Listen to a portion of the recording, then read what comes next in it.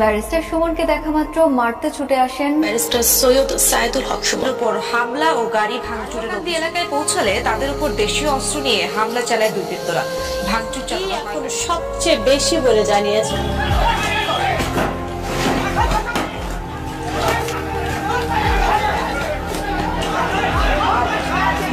আমার এখন সবচেয়ে ভয় হচ্ছে কি বেঁচে।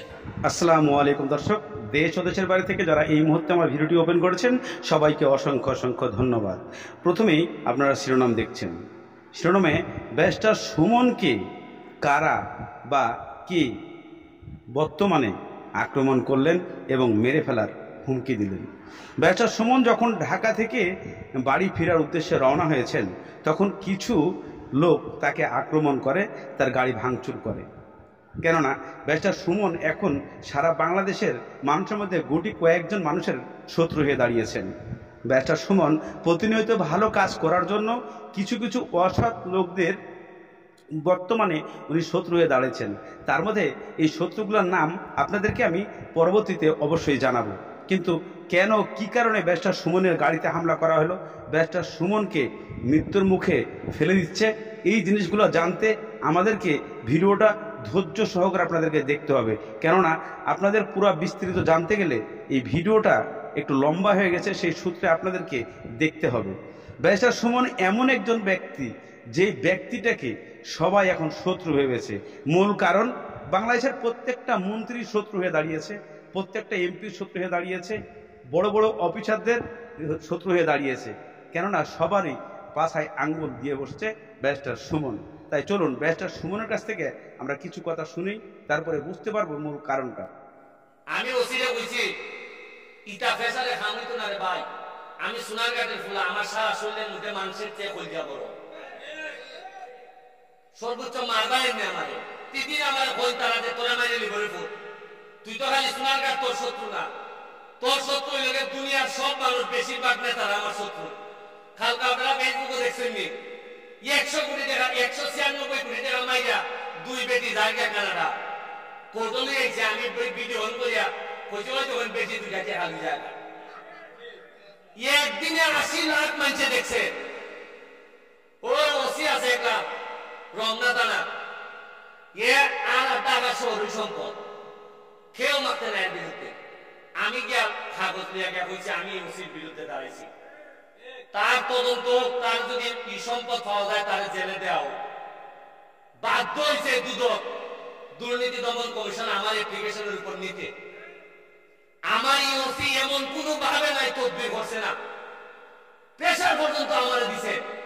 আরে আমি তো সোনারঘাট নিয়ে খেলি না, আমি খেলি সারা বাংলাদেশের বিরোধিতা যারা করে এবার বিরুদ্ধে খেলি। আমি ওসিরে কইছি ইটা। এদিকে ব্যারিস্টার সুমন আলটিমেটাম দিয়েছে রমনা থানার ওসি মনিরুল ইসলামকে। মনিরুল ইসলামকে আপনারা অনেকেই চিনেন। কে এই মনিরুল ইসলাম?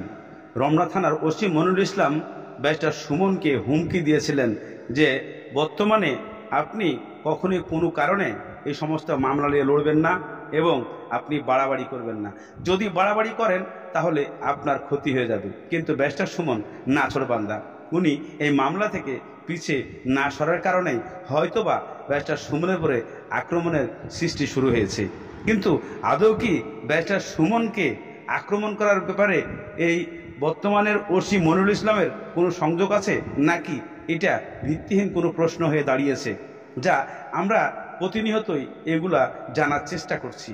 তবে ব্যারিস্টার সুমনের পিছনে যে লোকগুলা কাজ করে শত্রু হিসাবে তাদের অনেক বড় বড় হাত আছে। যেমন শুরুতেই আপনাদেরকে বলতে গেলে আপনাদের মাঝে বেনজির আহমেদকে নিয়ে বড় শত্রুতা চলছে বর্তমান আমাদের বাংলাদেশে। চলুন ব্যারিস্টার সুমন আর কিছু কথা শুনে আসি। আমি সোনারঘাটের ফুলা, আমার সারা শরীরের মধ্যে মানুষের চেয়ে কইজা বড়, সর্বোচ্চ মারবাই নে আমারে। আর যারা মারতায় না এরা কিন্তু বাঁচবো না তো সারা জীবন। যারা ডরায় না আপনারা, যারা কথা কইতে ডরায় তারা কিন্তু আমার চেয়ে বেশি বাচ্চা লাগবে না। তাহলে যদি আমার 8 লাখ টাকা হয়, 1000 লোক আমার মারতে চাইলেও মারতে পারতো না। ভিতর থেকে কথা বার করো, যারা 2 নম্বরই করে কথা বার করো, নাইলে এমন অবস্থা না। চা বাগানের শ্রমিকরা বইয়া ইসলাম যে আরে তোমরা আন্দোলন করো, যা লাগে আমি দিব খালি। 120 টাকা মজুরিতে এমনই মরবা হয়, তাহলে মরার আগে একটা আন্দোলন কইরা দিয়ে মহিলা যাও যাতে 300 টাকা হয়। উন্নয়ন আমি আপনারা একটা কথা বলে যাইতাম চাই, খালি আমার আর মরলে ওটা আমার কোনো দুঃখ নাই, একটু কষ্ট লাগবো যদি মুখা মরি, আমার ছেলে মেয়ের লেগে কষ্ট লাগতো না। কষ্ট লাগবো যে আমি আমার সোনারঘাটের জায়গা মতো দিয়া দিতে পারছি না। এখনো সোনারঘাটের মিনিমাম 1 থেকে 150 ব্রিজ লাগে, এখনো ফুটপাড়ি দিয়া আপনার ফুটপাড় থেকে পশ্চিম পাড় পর্যন্ত আরো 3টা ব্রিজ লাগে, নাল মুখ লাগে। সোনারঘাটের যে ব্রিজ। ব্যারিস্টার সুমন আরও জানিয়েছেন যে আমি এমপি মন্ত্রী যারা আছে তাদের মধ্যে আপনারা সবাই জানেন যে মাহবুব আলী আমার এলাকার যে মন্ত্রী ছিলেন উনি প্রথম তার শত্রু, দ্বিতীয় শত্রু হচ্ছে এমপি গোলাপ, তৃতীয় শত্রু হচ্ছে বেনজির আহমেদ, চতুর্থ শত্রু হচ্ছে আপনারা সবাই জানেন এবং জানছেন যে এই ওসি মনিরুল ইসলাম এবং সালাউদ্দিন সাহেব। এই 4-5 জন ব্যক্তি ব্যারিস্টার সুমনের শত্রু হয়ে দাঁড়িয়েছে। মূলত এলাকায় ব্যারিস্টার সুমন কোনো কাজ করলে মাহবুব আলীর যে চামচারা আছে তারা বিভিন্ন ধরনের বিভিন্ন কার্যকলাপ সৃষ্টি করে, কিন্তু প্রশ্ন থেকেই যায় কারা কি কারণে ব্যারিস্টার সুমনকে হামলা করলো এবং ব্যারিস্টার সুমনের গাড়িতে হামলা করলো, যা আমরা আজও তার তথ্য খুঁজে বের করতে পারি নাই। তবে কিছু ফুটেজ দেখে এটা ব্যবস্থা নেওয়া হচ্ছে। এর জন্য ব্যারিস্টার সুমনের এলাকার ওসি উনি আশ্বাস দিয়েছেন এবং উনি কথা বলছেন, ব্যারিস্টার সুমনের পক্ষে উনি কাজ করছেন যে সে যত বড় ক্ষমতাশালী হোক না কেন তাকে আমরা খুঁজে বের করব। ফুটেজ দেখে যে ব্যারিস্টার সুমনের গাড়িতে হামলা করা, ব্যারিস্টার সুমন বাড়িতে ফিরে আসার সময় তাকে হামলা করা, এগুলো মোটেও মেনে নেবেন না তার এলাকার যে ওসি আছেন। অর্থাৎ হবিগঞ্জ 4 আসনে যেখানে ব্যারিস্টার সুমন থাকেন সেই এলাকার যে ওসি আছে, আমরা ওসির কিছু বক্তব্য শুনলে বুঝতে পারবো এবং ওসি ব্যারিস্টার সুমনের পাশে বসেই সেখানে উনি বক্তৃতা দিচ্ছেন এবং উনি বলতে চাচ্ছেন যে অপরাধী যতই ক্ষমতাবান হোক না কেন, যতই ক্ষমতাশালী হোক না কেন, তাকে আমরা ধরে ছাড়বো এবং ব্যারিস্টার সুমনের গাড়িতে মামলা হামলার তদন্ত রিপোর্ট আমরা বের করবই, এটা আমি ওয়াদা করছি। ব্যারিস্টার সুমন পক্ষে বলেছেন যে আমি এর পক্ষে কাজ করছি, করে যাব। চলুন আমরা ব্যারিস্টার সে আমাদেরকে কি সজাগ রাখতে হবে, দেখে রাখতে হবে, তাহলে ব্যারিস্টার সুমন প্রাণে বেঁচে যাবে আর আমাদের জনগণরা ভালো থাকবে, জনগণের ভালো কাজ করা হবে।